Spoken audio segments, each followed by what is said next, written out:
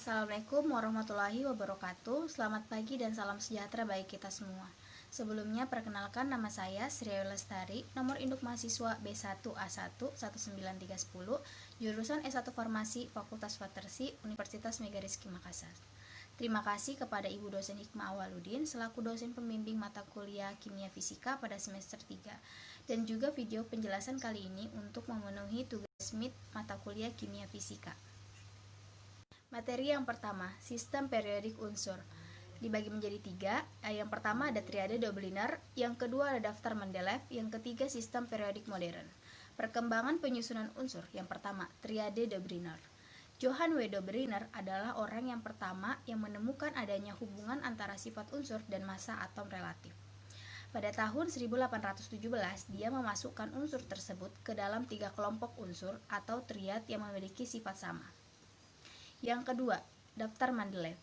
Lothar Meyer dan Dmitri Ivanovich Mendeleev menemukan hubungan yang lebih terperinci antara massa atom relatif yang sifat unsur.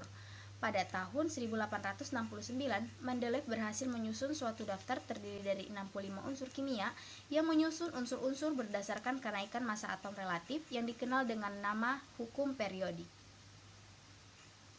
Dobliner adalah orang yang pertama yang menemukan adanya hubungan antara sifat unsur dan massa atom relatif.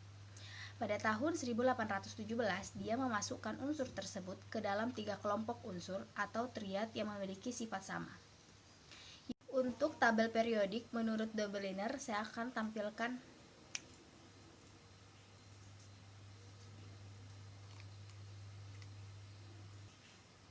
dan hukum periodik saya akan tampilkan.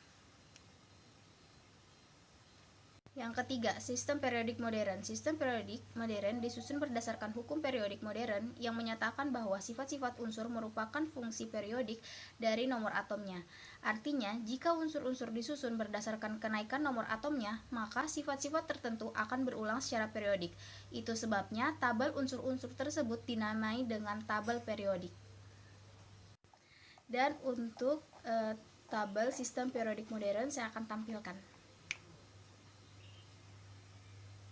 Sifat-sifat unsur dalam sistem periodik. Yang pertama ada jari-jari atom. Yang kedua ada energi ionisasi. Yang ketiga ada afinitas elektron. Yang pertama, jari-jari atom. Jari-jari atom adalah jarak dari inti atom sampai kulit elektron terluar. Atau poin pertama, dalam satu golongan dari atas ke bawah, jari-jari atom semakin besar.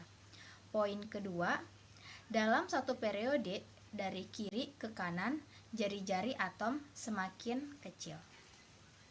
Poin yang kedua, energi ionisasi.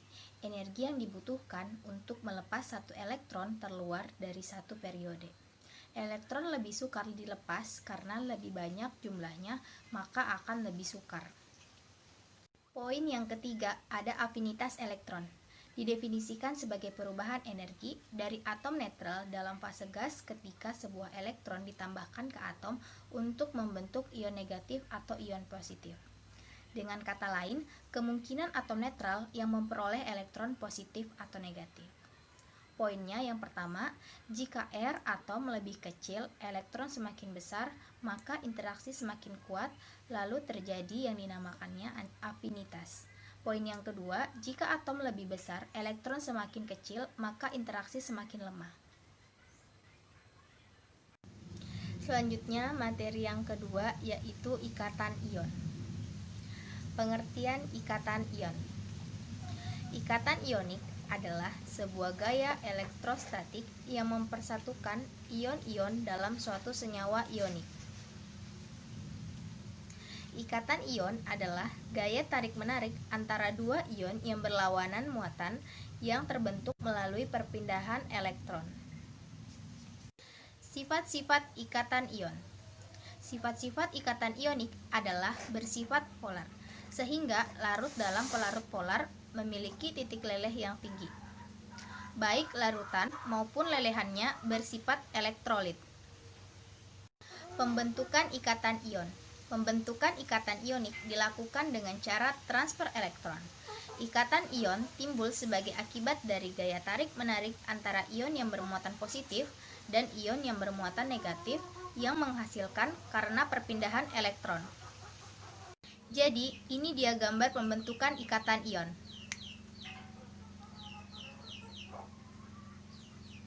Persamaan berikut dengan E menyatakan elektron menggunakan lambang Lewis untuk menunjukkan mula-mula pembentukan kation dan anion lalu senyawa ionik. Nama dan rumus senyawa ion. Gabungan kation dan anion menghasilkan senyawa ionik. Senyawa ionik dinamai dengan mengurutkan kationnya dulu, lalu diikuti dengan nama anion.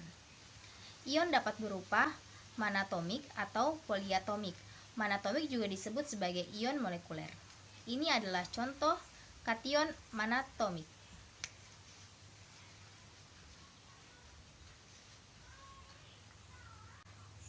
Dan ini contoh anion monoatomik. Selanjutnya yaitu ikatan kovalen. Pengertian ikatan kovalen. Ikatan kovalen terbentuk dari overlap dua buah orbital masing-masing berisi satu elektron atau setengah penuh. Ikatan kovalen merupakan ikatan kimia yang terbentuk dari pemakaian elektron bersama oleh atom-atom pembentukan ikatan. Ikatan kovalen biasanya terbentuk dari unsur-unsur non-logam. Ikatan kovalen terjadi ketika masing-masing atom dalam ikatan tidak mampu memenuhi aturan Oklet.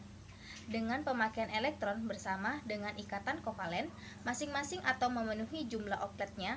Hal ini dapat pengecualian untuk atom H yang menyesuaikan diri dengan konfigurasi atom yang tidak terlihat dalam ikatan kovalen disebut elektron bebas. Ikatan rangkap memiliki panjang ikatan yang lebih pendek daripada ikatan tunggal. Selain itu, terdapat juga bermacam-macam jenis ikatan kovalen seperti ikatan sigma, pi, delta, dan lain-lain. Senyawa kovalen dapat dibagi menjadi senyawa kovalen polar dan non-polar. Pembentukan ikatan kovalen. Pembentukan ikatan kovalen digambarkan dengan struktur Lewis sebagaimana peranan elektron valensi dalam membentuk ikatan. Gabungan atom-atom melalui ikatan kovalen akan membentuk molekul. Pembentukan ikatan kovalen dengan cara pemakaian bersama pasangan elektron tersebut harus sesuai dengan konfigurasi elektron pada unsur gas mulia yaitu 8 elektron, kecuali He berjumlah 2 elektron. Ikatan kovalen umumnya terjadi antara atom-atom unsur non-logam, biasanya sejenis H2, N2, atau O2, dan berbeda jenis, contohnya H2, CO2, dan lain-lain. Senyawa yang mengandung ikatan kovalen disebut senyawa kovalen. Berdasarkan lambang titik Lewis, dapat dibuat struktur Lewis atau rumus Lewis. Aturan penulisan rumus Lewis. Yang pertama, semua elektron valensi ditujukan dengan titik di sekitar atomnya. Yang kedua, satu ikatan atau ikatan tunggal antara dua atom dibentuk dengan penggunaan bersama dua elektron atau satu elektron dari masing-masing atom. Yang ketiga, satu garis sebagai ganti pasangan titik sering digunakan untuk menunjukkan pasangan elektron ikatan. Yang keempat, elektron yang tidak digunakan untuk ikatan tetap sebagai elektron bebas.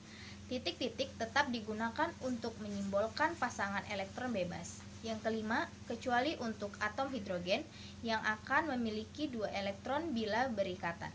Atomnya umumnya akan memiliki 8 elektron untuk memenuhi aturan Oklet.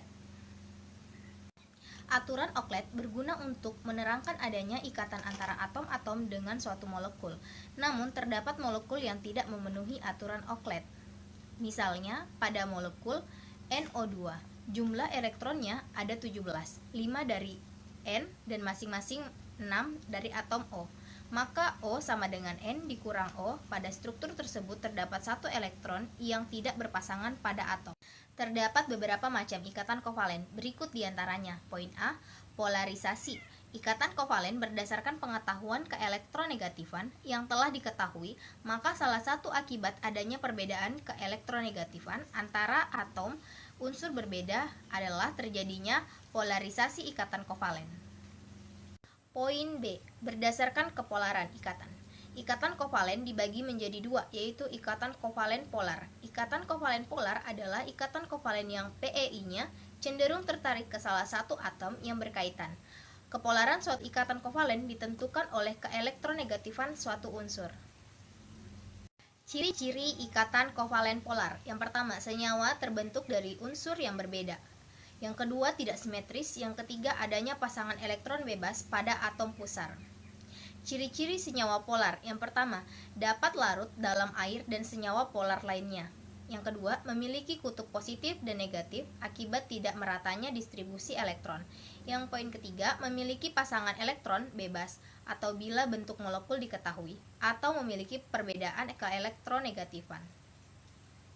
Poin B. Ikatan kovalen nonpolar merupakan suatu ikatan kovalen di mana elektron-elektron yang membentuk ikatan lebih banyak menghabiskan waktunya untuk berputar dan berkeliling di sekitar salah satu atom. Senyawa kovalen nonpolar terbentuk antara atom unsur yang mempunyai beda keelektronegatifan 0 atau yang mempunyai momen dipol sama dengan 0 atau mempunyai bentuk molekul simetri. Ciri-ciri ikatan kovalen nonpolar. Yang pertama, senyawa tersebut terbentuk dari unsur sejenis. Yang kedua, jika dari unsur tidak sama tetapi simetris, maka nonpolar. Yang ketiga, tidak memiliki pasangan keelektron bebas pada atom pusat. Ciri-ciri senyawa nonpolar. Yang pertama, tidak larut dalam air dan senyawa polar lain. Yang kedua, tidak memiliki kutub positif dan negatif akibat merata distribusi elektron. Yang ketiga, tidak memiliki pasangan elektron bebas bila bentuk molekul diketahui atau memiliki keelektronegatifan yang sama. Materi selanjutnya yaitu ikatan ion dan hidrogen. Pengertian ikatan logam adalah ikatan yang terbentuk akibat adanya gaya tarik-menarik yang terjadi antara muatan positif dan ion-ion logam dengan muatan negatif. Selanjutnya, pengertian ikatan logam adalah ikatan yang terjadi antara atom logam dengan 8/12 logam yang lainnya. Misalnya, ikatan antara logam Na dengan 8 logam Na lainnya. Sifat-sifat logam. Yang pertama, logam dapat ditempa, dapat dibengkokkan dan direntangkan. Yang kedua, sifatnya mengkilap. Yang ketiga, daya hantar listrik. Yang keempat, daya hantar panas. Yang kelima, titik didih dan titik leleh tinggi. Klasifikasi ikatan logam. Yang pertama, klasifikasi ikatan logam menurut golongannya adalah ikatan logam unsur transisi, ikatan logam pada unsur golongan utama. Yang kedua, menurut unsur penyusunnya dibagi menjadi dua, yaitu ikatan logam antar unsur sejenis dan logam antar unsur yang berbeda jenis atau alloy. Faktor-faktor yang mempengaruhi ikatan logam. Yang pertama, titik leleh dan titik didih. Yang kedua, ada jari-jari atom. Yang ketiga, jumlah elektron valensi atau elektron yang terdelokalisasi. Yang keempat, bilangan koordinasi. Contoh-contoh ikatan logam. Yang pertama, ikatan logam natrium. Natrium memiliki konfigurasi elektron 1s, 2s, 2p, 3s. Setiap atom natrium tersentuh oleh 8 atom natrium yang lainnya dan terjadi pembagian atau sering atom tengah dan orbital 3s di semua 8 atom yang lain, dan tiap atom yang 8 ini disentuh oleh 8 atom natrium lainnya secara terus-menerus sehingga diperoleh seluruh atom dalam bongkahan natrium. Yang kedua, ikatan logam magnesium. Ikatan logam magnesium lebih kuat dan titik lelehnya juga lebih tinggi dibandingkan dengan ikatan logam pada natrium. Pengertian ikatan hidrogen merupakan ikatan antar molekul yang memiliki atom 11 yang terikat pada atom yang memiliki keelektronegatifan yang tinggi. Ikatan hidrogen digambarkan sebagai suatu bentuk interaksi elektrostatik antara atom hidrogen yang terikat pada atom elektron negatif dengan atom elektron negatif lainnya. Sifat-sifat hidrogen. Yang pertama, gas tidak berwarna, tidak berbau, dan tidak berasa. Yang kedua, mudah terbakar. Yang ketiga, terdapat lebih banyak di bumi dalam bentuk persenyawaan. Yang keempat, memiliki titik didih dan titik lebur yang sangat rendah. Yang kelima, pada suhu normal, hidrogen adalah gas inert. Faktor-faktor yang mempengaruhi ikatan hidrogen. Yang pertama ada elektronegativitas, yang kedua ada polaritas. Contoh ikatan hidrogen. Air sebagai dasar kehidupan disatukan dengan ikatan hidrogen. Gaya tarik antara molekul polar yang mengandung hidrogen dengan pasangan elektron bebas dari molekul oksigen. Pada ikatan polar, setiap atom hidrogen bermuatan agak positif sehingga dapat menarik elektron. Ikatan hidrogen menyebabkan titik didih dan titik leleh air tinggi bila dibandingkan molekul lain yang kecil tapi molekulnya non-polar. Banyak organik atau karboksilat asam membentuk ikatan hidrogen di mana dalam keadaan padat. Beberapa gugus hidroksil memberikan banyak kesempatan untuk ikatan hidrogen dan mengarah pada viskositas tinggi zat-zat seperti gliserin dan sirup gula. Materi selanjutnya yaitu ikatan van der Waals. Ikatan van der Waals ialah gaya tarik-menarik antara atom atau molekul di mana gaya ini relatif jauh lebih lemah dibandingkan gaya yang timbul karena ikatan valensi, dan besarnya gaya ini ialah 10-7 kali jarak antara atom-atom atau molekul-molekul. Klasifikasi gaya van der Waals dapat dibagi berdasarkan jenis kepolaran molekulnya. Yang pertama, interaksi ion dipol. Yang kedua, interaksi dipol-dipol. Yang ketiga, interaksi ion dipol terinduksi. Yang keempat, interaksi dipol-dipol terinduksi. Yang kelima, interaksi dipol terinduksi. Fakta yang menunjukkan adanya gaya van der Waals. Gaya van der Waals disebut juga gaya yang sangat lemah dibandingkan ikatan ion kovalen dalam molekul Cl2. Terdapat ion kovalen dengan energi ikatan 240 kJ per mol. Gaya van der Waals dapat terjadi antara partikel yang sama atau berbeda. Sama halnya dengan gaya kohesi atau gaya antara partikel-partikel zat yang sama. Faktor-faktor yang mempengaruhi ikatan van der Waals. Gaya London dipengaruhi oleh dua faktor, yaitu jumlah elektron dalam atom atau molekul makin besar, banyak molekul-molekul yang memanjang atau tidak bulat. Ada 4 gaya yang mempengaruhi ikatan van der Waals. Yang pertama ada gaya orientasi.